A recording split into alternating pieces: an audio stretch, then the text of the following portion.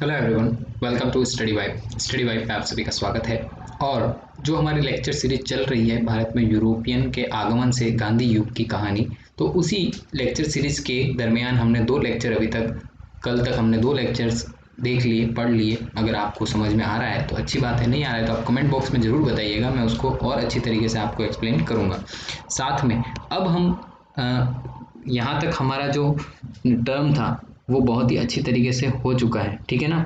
अब हम देखते हैं कि आगे क्या होता है। तो अब 1857 की क्रांति का युग प्रारंभ हो जाता है और उन कारणों को हम पढ़ेंगे जहां पर 1857 की क्रांति होती है। तो चलिए स्टार्ट करते हैं इस लेक्चर्स को, ठीक है ना। यूरोप में भारत में यूरोपीय आगमन से 1857 की क्रांति का तीसरा पार्ट, आज हम तीसरा पार्ट पढ़ रहे हैं, पर क्रांति का पहला पार्ट है। ऐसा नहीं आप क्रांति का तीसरा पार्ट सोचें ना, क्रांति का पहला पार्ट है पर लेक्चर सीरीज का तीसरा पार्ट है, ठीक है ना।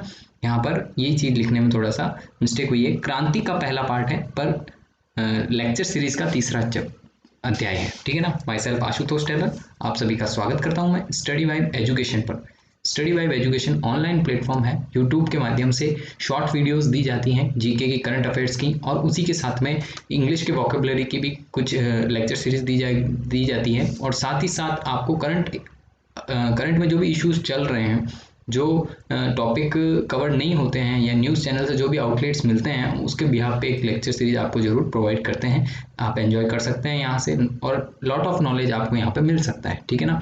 मिल क्या सकता है, मिलेगा आपको यहाँ पर। और आपको अगर किसी भी लेक्चर की पीडीएफ अगर चाहिए तो आप टेलीग्राम ग्रुप को ज्वाइन कर सकते हैं। फेसबुक पेज पर भी हमारे कंटिन्यू अपडेट दिए जाते हैं, वहाँ पर भी आपको पता लग जाएगा कि हमने कौन सा लेक्चर कब अपलोड किया है। और इंस्टाग्राम पर भी हमारा, आप वहाँ पर भी जाकर जुड़ सकते हैं। तो लिंक जो है डिस्क्रिप्शन में है, आप वहाँ से अवेयर कर सकते हैं पीडीएफ को। चलिए स्टार्ट करते हैं इस लेक्चर को। उससे पहले सब्सक्राइब जरूर कीजिएगा चैनल को, ये आपका चैनल है, आपको नॉलेज बिल्ड होगा, आप ही के लिए है, तो आप इसको सब्सक्राइब कीजिए और शेयर कीजिए वीडियो को। और अगर आपकी प्रतिक्रिया कोई भी होती है तो आप कमेंट जरूर कीजिएगा, ठीक है ना। इसी की आशा के साथ स्टार्ट करता हूँ लेक्चर को। चलिए, तो हमने सबसे पहले हमने देखा कि हमने अंग्रेजों का आगमन हुआ, पुर्तगालियों का आगमन हुआ, यहाँ तक दो लेक्चर हमने बंगाल के नवाब, जहाँ तक नवाब करे गए थे वहाँ तक, और बक्सर का युद्ध, प्लासी का युद्ध, और जो इलाहाबाद की दो संधियाँ हुई थी उनके बारे में पढ़ा था, ठीक है ना। यहाँ तक कि हमने प्रतिक्रिया पूरी पढ़ ली है। अब हम आगे की ओर चलते हैं। आगे 1857 की क्रांति का प्रारंभ होता है। तो 1857 की क्रांति किन्हीं पन्नों में तो लिखी हुई होगी, उनके बारे में भी देखते हैं। तो यहाँ से उन पुस्तकों के नाम बताए गए हैं कि 1857 की क्रांति किन पुस्तकों के अंदर दी गई है, ठीक है ना। प्रथम पुस्तक जो थी मांझा प्रवास नाम की पुस्तक थी, विष्णु भट्ट गोडसे ने लिखी थी। उसके अंदर अपने शब्दों में ऐसा हमें पुराने तथ्यों के अंदर मिलता है, पुरातत्वों के अंदर मिलता है कि 1857 की क्रांति का जिक्र वहाँ किया गया था। और एक और बुक थी, फ्रॉम स्पे टू अपेंडर सबेंडर, ठीक है ना। तो ये थी, नॉर्गेट लेखक थे, उन्होंने लिखी थी। पर इस पुस्तक का जो हमारे अवधी भाषा के अंदर जो संस्मरण के आधार पर सीताराम पांडे ने इस पुस्तक को लिखा है, ठीक है ना। आधारित है, उनके ऊपर आधारित है, जो अंग्रेजी के अंदर है, ठीक है ना। तो सीताराम पांडे जी हैं, उनकी बुक है, उन पर आधारित है। यहाँ तक कि आपको बात समझ में आई होगी।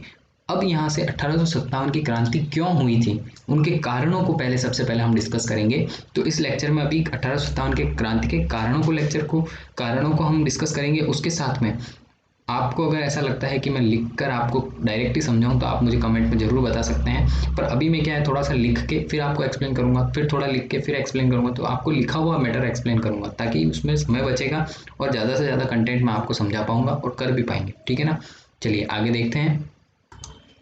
देखिए 1857 की क्रांति के कारण जो हम बता रहे थे, 1857 की क्रांति के तीन मुख्य कारण थे। राजनीतिक कारण थे, धार्मिक कारण थे और तात्कालिक कारण थे।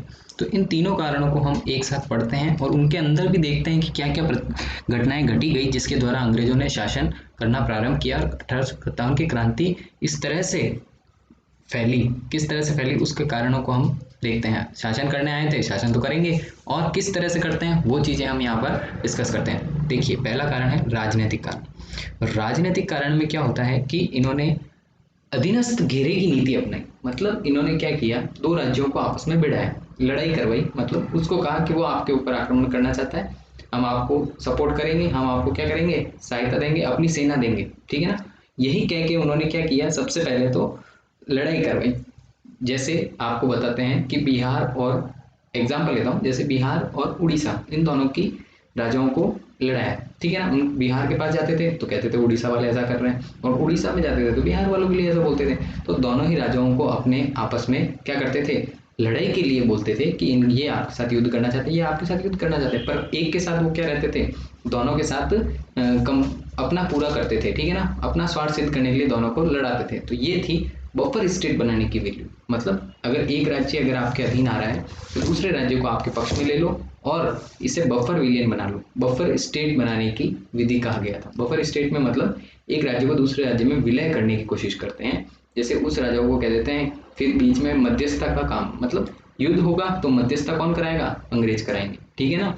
तो ये बफर स्टेट बनाने की नीति थी, जिससे एक राज्य को दूसरे राज्य में विलय कर दिया जाए और दूसरे को दुश्मन पैदा कर दिया जाए, दुश्मन बनाया जाए और विलय कर लिया जाए। और विलय के लिए खुद कौन होंगे, मीडिएटर का काम करेंगे, बीच में रहकर मध्यस्थता करेंगे, ऐसा उनका नीति थी। इससे उन्होंने ये नीति जो इन्होंने घेरे की नीति की थी, ये 1764 से 1813 ईस्वी तक इन्होंने ऐसे कई राज्यों को आपस में मर्ज करवा दिया और अपना शासन बनाने के लिए ऐसा किया, ठीक है ना। अंग्रेजों ने बफर स्टेट बनाने की विधि थी। ये 1764 से लेके 1813 ईस्वी तक है। इसमें काफ़ी डिटेल में भी है, अगर आप बुक में पढ़ना चाहेंगे तो ल्यूसेंट हुई जैसे और भी कई बुक्स हैं, आप उसमें पढ़ सकते हैं, ठीक है ना। यहाँ तक का जितना इंपॉर्टेंट रहेगा मैं आपको पूरा अपनी तरफ से 100% देने की कोशिश करता हूँ। फिर भी अगर कुछ छूटता है तो आप मेरे को प्लीज़ बताइए, और नहीं होता है तो आप कमेंट बॉक्स में ज़रूर बताइए कि इसमें क्या चीज़ छूटती है, ठीक है ना। वेलिज्ले की सहायक संधियाँ। वेलिज्ली ऐसा जनक था जो क्या करता था, वेलिज्ली एक ऐसा था जो एक दूसरे की संधि करा देता था, ठीक है ना। जैसे हैदराबाद का निज़ाम हुआ, मैसूर का निज़ाम हुआ, तंजौर हुआ, अवध हुआ, पेशवा और मौसले और भोसले और सिंधिया, ऐसी कुछ रियासतें थी जिनका आपस में क्या करता था, संधि करवा देता था। तो सबसे बड़ी चीज़ यहाँ पर एक पॉइंट और है, मैं आपके साथ डिस्कस करता हूँ। तो इसके अंदर एक क्वेश्चन ये पूछा जाता है कि 4 ऑप्शन दे देंगे, बोलेंगे वेलेस्ली की संधि के अनुसार किस रियासत ने यहाँ पर संधि नहीं की। तो ये क्वेश्चन पूछा जाता है इसके अंदर। तो आपको यहाँ से पता होना चाहिए कि किसने नहीं की। जिन्होंने की मैं उनका नाम यहाँ पर डिस्कस कर देता हूँ, आपको ये बताना है किसने नहीं की है, ठीक है ना। यहाँ पर हैदराबाद सबसे पहले संधि करने वाला, ये भी क्वेश्चन पूछते हैं कि सबसे पहले संधि किसने की थी, तो सबसे पहले संधि हैदराबाद ने की थी। मैं ईयर भी साथ में लिखता जाऊँगा, जिससे आपको क्या होगा, पढ़ने में आसानी रहेगी। तो हैदराबाद ने सबसे पहले संधि की थी 1798 ईस्वी व 1800 ईस्वी, दोनों का लगभग है, बीच में है, तो 1700 से 1800 के बीच में हाँ भर दी थी। तो पहली संधि हैदराबाद ने की थी। तो यहाँ से क्वेश्चन बन सकता है कि वेलिज्ले की पहली संधि किसने की थी, वेलिज्ले की पहली संधि की सहायक संधि किसने की थी। तो सहायक संधि जो संधि प्रथम वेलिज्ले की सहायक संधि किसने की थी, तो वो की थी हैदराबाद ने। द्वितीय किसने की थी, तो द्वितीय जो सहायक संधि की थी वो मैसूर ने की थी 1799 में मैसूर ने की थी। और तंजौर ने तीसरे स्थान पर की थी, 1799 अक्टूबर के अंदर की थी, इसलिए तीसरे पे तंजौर आता है। और चौथे पे अवध आता है, तो 1801 ईस्वी में नवंबर में अवध ने की थी। और पेशवा ने 1802 ईस्वी में पेशवा ने संधि की थी। और भोसले जो है, भोसले ने 1803 ईस्वी के अंदर भोसले ने यहाँ पर संधि की थी। और सिंधिया जो रियासत थी, वहाँ के राजघराना था, उन्होंने कब की थी, उन्होंने 1804 ईस्वी में की थी। 3 और 4 हो गई, ठीक है ना। यहाँ तक का हम अगर ऑर्डर याद रखें तो 7 लोगों ने संधि की थी। कितने लोगों ने की थी, 7 रियासतों ने संधि की, या उनके राजाओं ने संधि की, ठीक है ना। इंदौर रियासत के होलकर नाम के जो थे यहाँ पर, उन्होंने क्या किया, उन्होंने संधि अंत तक नहीं की थी, ठीक है ना। वह लड़ते रहे पर उन्होंने संधि यहाँ पर वेलिज्ले से नहीं की थी। तो ये पॉइंट आपको याद रखने का है कि इंदौर रियासत के होलकर जो हैं, होलकरों ने संधि नहीं की थी। ये यहाँ तक का पॉइंट आपको याद रखना है। तो ये थे अधीनस्थ घेरे की नीति और वेलिज्ले की संधि, ये 2 पॉइंट हुए हैं। अगला चलता है विलय का सिद्धांत, ठीक है ना। विलय के सिद्धांत को हम डिस्कस करते हैं आपके साथ। विलय का सिद्धांत जो है, ये जो विलय का सिद्धांत है, ये हड़प की नीति या व्युपगत की नीति, व्युपगत का सिद्धांत है, व्युपगत का सिद्धांत है। इसके जनक जो है वो डलहौजी को कहा गया है। ऐसा क्यों कहा गया है? डलहौजी ने कुछ ऐसी नीतियां बनाई जिसके द्वारा डलहौजी ने ये एक्सप्लेन किया कि जो छोटे राज्य जिनमें शासन सही तरह से नहीं चल रहा है या उनके राजा नशे में हैं, उनकी सत्ता, उनके शासन सही तरीके से नहीं हो रहा है, या फिर किसी के राजा की मृत्यु हो गई तो उसके पुत्र को उस सत्ता के लिए नहीं बताया गया है, और कई नियम निकाले जिसके तहत, कई नीतियों के तहत कई रियासतों को उन्होंने क्या किया, हड़प की नीति कर ली। जैसे अब उन्होंने क्या कहा कि किसी का राजा की डेथ हो गई तो उसके पुत्र को उसका अधिकार मिलता है, तो पुत्र अधिकार को समाप्त कर दिया गया, और गोद लेने की प्रथा को बंद कर दिया गया, जिससे क्या हो, वो जो भी रियासत हो उसका अधिकार राजा के हाथ में ना होकर क्या हो, अंग्रेजी सत्ता के साथ चला जाए। तो इसलिए इसे व्युपगत की सिद्धांत भी व्युपगत का सिद्धांत भी कहा गया, हड़प की नीति कहा गया। इसका जनक जो है डलहौजी को बोला गया। सबसे पहली जो उन्होंने रियासत ली थी वो सतारा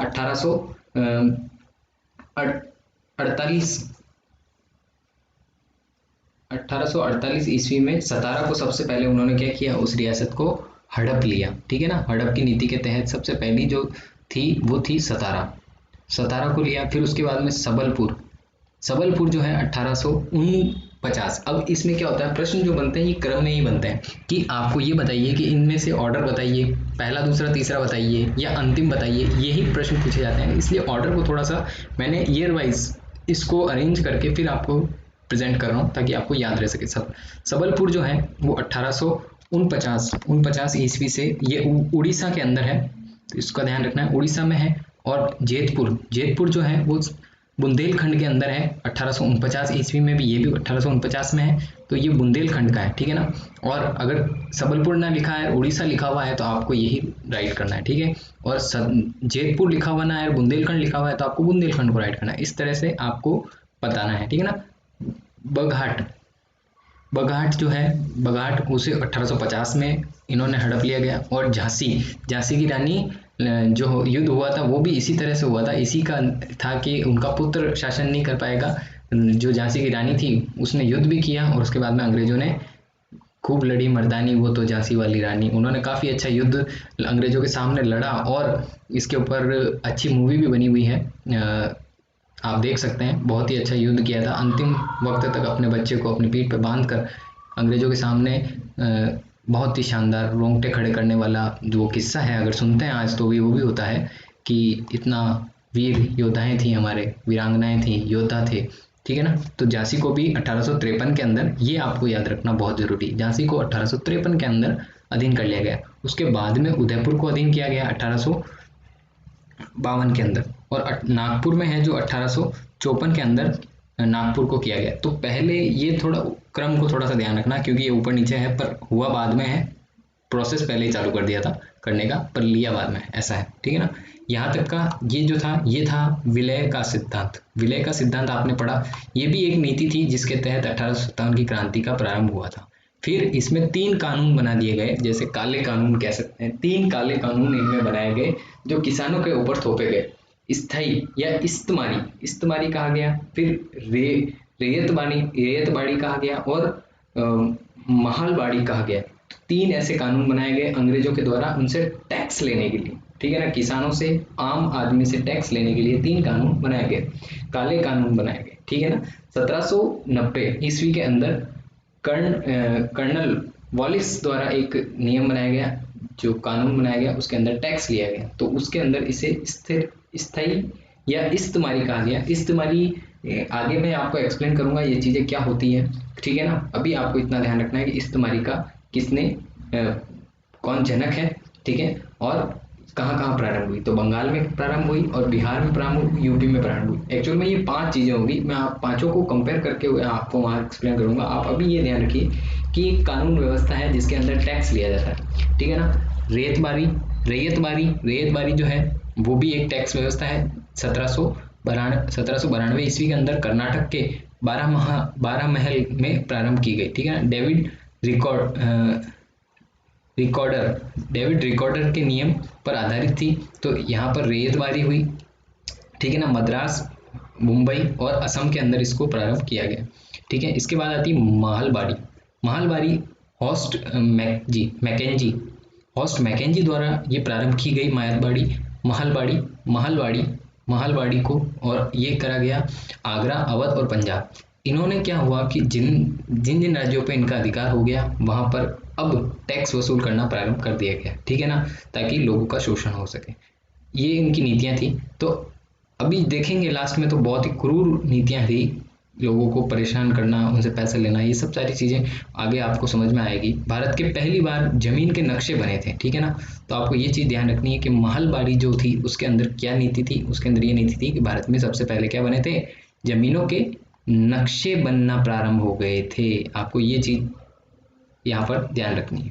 चलिए आगे चलते हैं। इसके बाद हम देखते हैं कि धर्म धर्म का क्या कारण था। दूसरा जो कारण था, हमने यहाँ तक का अभी जो पढ़ा आपके सामने 1857 की क्रांति का पहला कारण राजनीतिक कारण, अवध अधीनस्थ घेरे की नीति, वेलेजी की सहायक संधियां पढ़ी। उसके बाद में हमने विलय का सिद्धांत पढ़ा, फिर हमने स्थायी या इस्तमारी पढ़ा, फिर रैयतबाड़ी पढ़ा, फिर महलबाड़ी पढ़ा।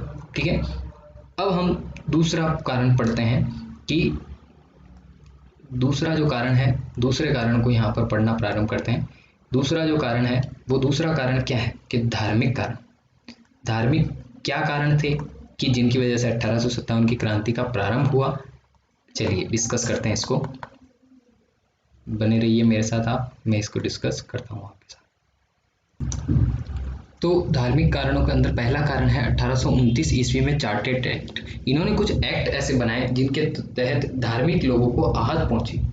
यहाँ पर भारत के अंदर धार्मिक लोगों को आहत पहुंची। तो 1829 ईस्वी का चार्टेड एक्ट ऐसा एक्ट, मतलब उसके अंदर जो महत्वपूर्ण बात है मैं आपको यहाँ पर ये एक्सप्लेन करता हूँ कि सबसे पहले इसमें ये कहा गया कि सती प्रथा को प्रतिबंधित किया जाएगा। ठीक है ना, सती प्रथा को जो प्रथा थी उसको क्या कर दिया, प्रतिबंध कर दिया। चार्टेड एक्ट 1829 ईस्वी का। ठीक है ना, आपको ये ध्यान रखना है 1829 ईस्वी में एक चार्टेड एक्ट आया था। उसके अंदर क्या कहा गया था कि सती प्रथा जो है उस प्रथा को बंद कर दिया जाए। ठीक है ना, विलियम बैट्रिक जो थे इसके अंदर इन्होंने सहयोग किया था और भारत की तरफ से राजा राम मोहन राय ने इसका सहमति जताई थी। ठीक है ना, इसी के बाद 1856 ईस्वी के अंदर चार्टेड एक्ट पुनः आया। उसके अंदर विधवा विवाह अधिनियम बनाया गया। विधवा विवाह अधिनियम बनाया गया। जो भी औरतें होती थी, अगर उनके पति की डेथ हो जाती है या फिर मृत्यु हो जाती है, आकस्मिक मृत्यु हो जाती है और कम उम्र में हो जाती है, क्योंकि उस समय कम उम्र में ही शादियां कर दी जाती थी। कम उम्र में शादियां करने के साथ ही जो महिलाएं थी, अगर वह विधवा हो जाती है तो उनका पुनः विवाह कराया जाए, ऐसा उस एक्ट के अंदर कहा गया था। तो इस नीति को बनाने वाले थे डलहौजी, लॉर्ड डलहौजी। ठीक है ना, डलहौजी ने ऐसा बताया और ईश्वर चंद्र विद्यासागर जो थे भारत की तरफ से, उन्होंने इस पे सहमति जताई कि ऐसा होना चाहिए। ठीक है ना, उन्होंने कुछ प्रयास किए अपने। और 1829 ईस्वी में चार्टेड एक्ट, एक और चार्टेड एक्ट बनता है 1813 ईस्वी में। ठीक है ना, 29 हुआ था, उसके बाद 13 ईस्वी में वहां पर ये कहा गया कि ईसाई मिशनरियों को भारत में आने की इजाजत दे दी गई। महत्वपूर्ण बात है कि ईसाई धर्म के जो भी मिशनरियां थी, जो शिक्षा देते हैं या फिर ईसाई धर्म का प्रचार प्रसार करते हैं, मिशनरियां उन्हें बोला जाता है।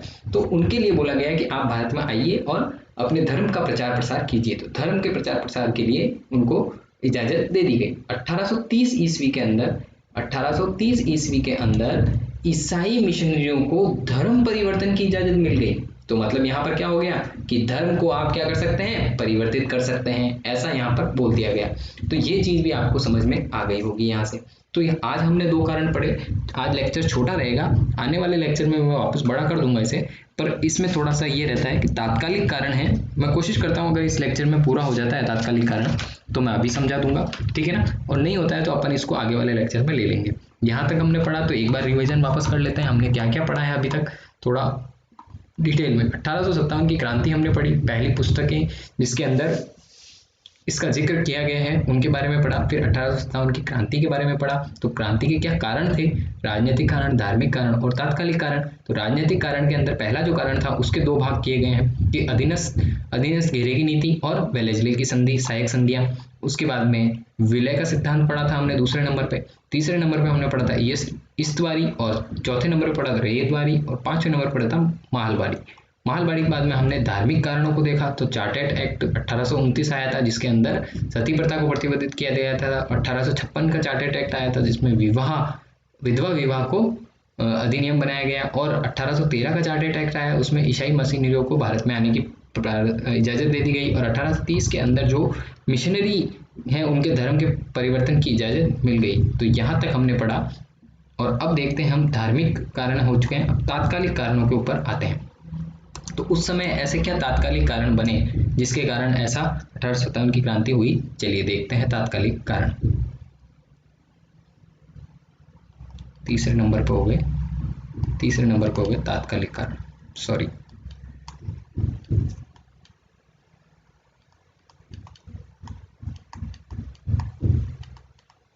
तात्कालिक कारण, तात्कालिक कारण में पहला देखते हैं। तो तात्कालिक कारण के अंदर पहला कारण, कुछ कारण है उसको हम एक्सप्लेन करते हैं आपके सामने कि 1800 दिसंबर, तात्कालिक कारण जैसे कि हमने पहले देखे थे, जो कारण बताए थे उसके बाद तात्कालिक कारण है। तो वहां पर दिसंबर 1856 में brown base in royal info नाम की एक बंदूक थी, उसके स्थान पर इनफील्ड राइफल आई। तो ये बंदूक कब चेंजिंग किया गया कि ब्राउन बेस जो राइफल थी, राइफलों के स्थान पर ये इन्होंने क्या किया था कि राइफलों के स्थान पर इनफील्ड राइफल को लाया गया, और इसके साथ में कलकत्ता के दमदम शस्त्रागार जहाँ पे शस्त्रागार थे वहां से अफवाह फैलाई गई कि नई जो राइफल है उसके अंदर क्या है, सुअर और गाय का जो है वो गाय तथा सुअर का जो चर्बी है उसे प्रयुक्त किया गया है। वास्तव में जो चर्बी थी, चर्बी वाले कारतूस जो थे बेलूची शस्त्रागार था वहां पर प्रयुक्त होता था। तो ऐसी अफवाह फैलाई गई थी, पर वास्तव में कहाँ होता था कि बेलूची जो शस्त्रागार था वहां पर इसका प्रयोग किया जाता था। तो ये दो चीजें आपको यहाँ पर ध्यान रखनी है कि वास्तव में कहाँ उस चर्बी वाला कारतूस काम में लिया जाता था, और क्या अफवाह उड़ी थी, और कलकत्ता के दमदम शस्त्रागार से ये अफवाह उड़ी थी गाय तथा सुअर का। ठीक है ना, ये चीज आपको ध्यान रखनी है। और कौन सी बंदूक थी, ब्राउन बेस राइफल थी, तो उसके स्थान पर क्या ले ली गई थी, इनफील्ड राइफल ली गई थी। ठीक है ना, इनफील्ड राइफल ली गई थी, ये चीज आपको यहाँ तक ध्यान रखनी है। तो पहली बड़ी घटना क्या थी, 29 मार्च 1857, ये सबसे बड़ी बात यहाँ से स्टार्ट होती है कि विद्रोह होना कहाँ से था और हो कहाँ से गया, ये चीज पॉइंट देती है। ये पॉइंट है, पहला पॉइंट है, पहली घटना जो थी 29 मार्च 1857 को बैरकपुर छावनी के अंदर, बैरकपुर एक छावनी थी जहाँ पर 34वीं नेटिव इन्फेंट्री, ये चीज आपको ध्यान रखनी है क्योंकि ये पूछी जाती है। 34वीं नेटिव इन्फेंट्री के अंदर क्या है, मंगल पांडे नाम के एक सिपाही, मंगल पांडे जो यूपी बलिया के थे, उन्होंने गोली चलाकर दो अंग्रेज अधिकारियों की हत्या कर दी। लेफ्टिनेंट बाय व मेजर सर्जेंट की मृत्यु कर दी। इसी के अधीन अंग्रेजों ने उनको क्या किया, 8 अप्रैल को फांसी दे दी गई मंगल पांडे को। ये बहुत ही बुरा हुआ, ये एक फ्लो में नहीं निकली, अलग तरह से बिखर गई थी क्रांति, और मंगल पांडे जैसे वीर को हमने खो दिया। वो जो थे वो अंग्रेजी सेना के अंदर ही थे, बैरकपुर छावनी के अंदर 33वीं नेटिव इन्फेंट्री में, और यूपी बलिया से थे, मंगल पांडे थे, और उन्होंने 2 अंग्रेज अधिकारियों की मृत्यु कर दी, गोली मारकर हत्या कर दी। तो उनको 8 अप्रैल को फांसी दी गई, इतना आपको ध्यान रखना। तो पहला विद्रोह कहाँ से हुआ, अब ये चीज आपको देखनी होगी। पहला घटना क्या थी वो हमने पढ़ी। अब पहला विद्रोह मेरठ के अंदर एक छावनी थी, मेरठ छावनी।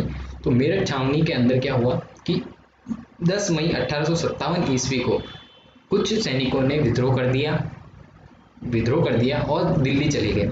ठीक है ना। दिल्ली कब पहुंचे, ये नारा दिया और चले गए दिल्ली। दिल्ली वो पहुंचे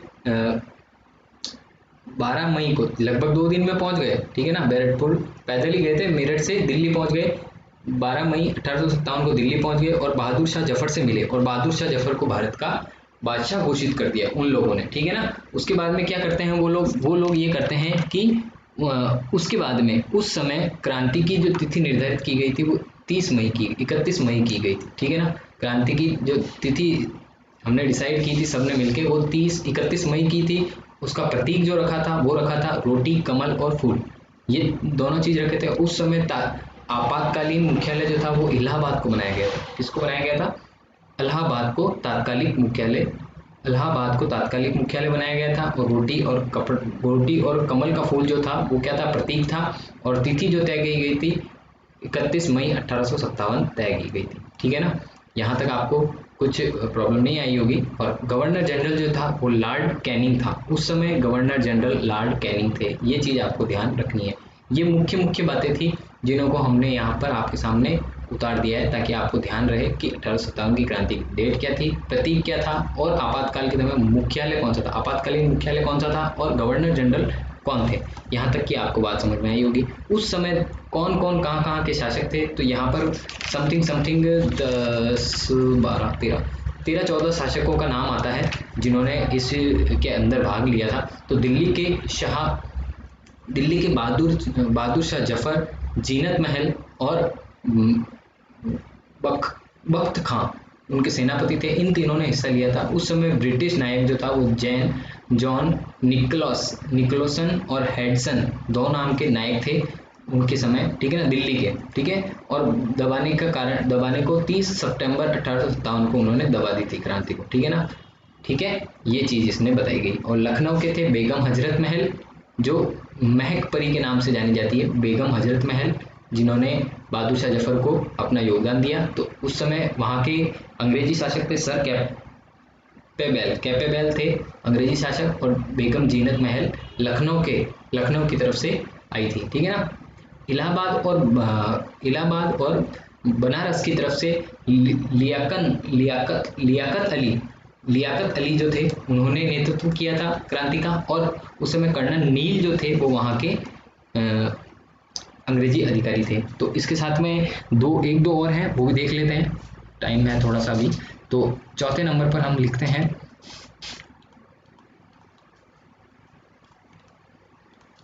जगदीशपुर, बिहार। जो जगदीशपुर रियासत थी वो बिहार के अंदर आती थी। तो बिहार की तरफ से कौन आया था? कुंवर सिंह और अमर सिंह, ठीक है ना। कौन आए थे?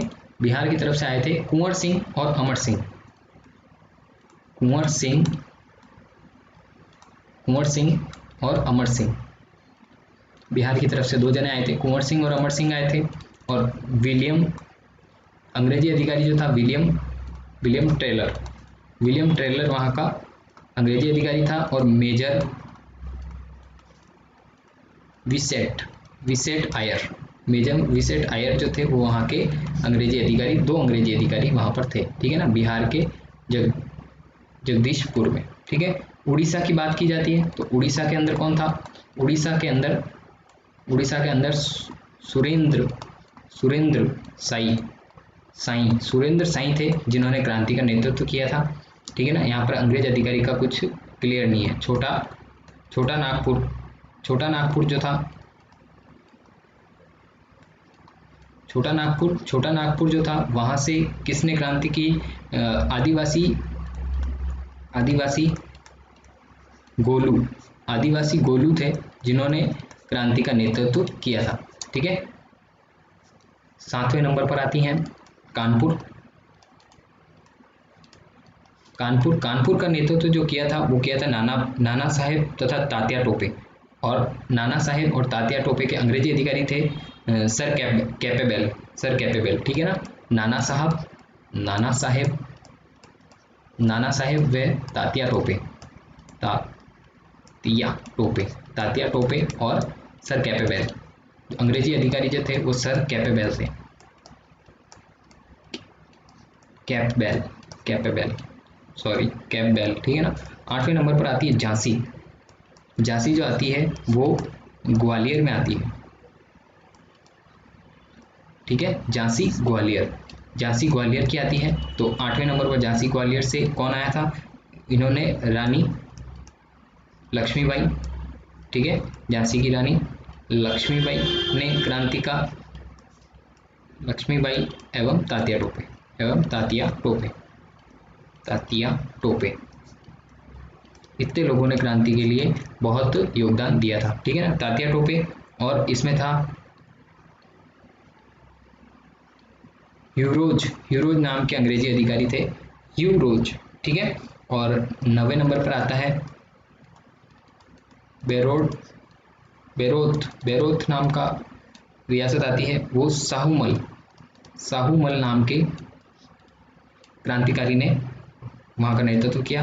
10वें नंबर पर आता है मेरठ, मेरठ को जिन्होंने किया, मेरठ का किया कदम सिंह ने, कदम सिंह ने मेरठ से यहाँ पर नेतृत्व किया क्रांति का।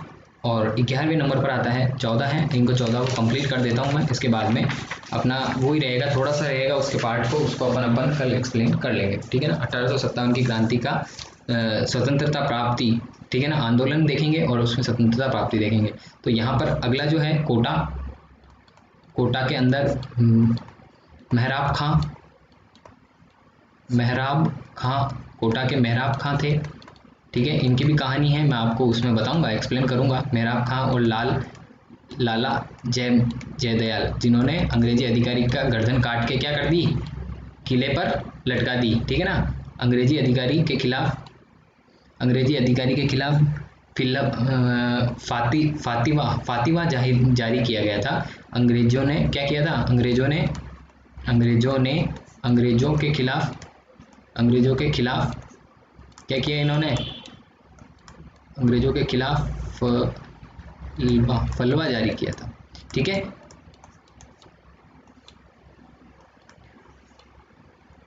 लास्ट देखते हैं मथुरा, मथुरा में है देवी सिंह,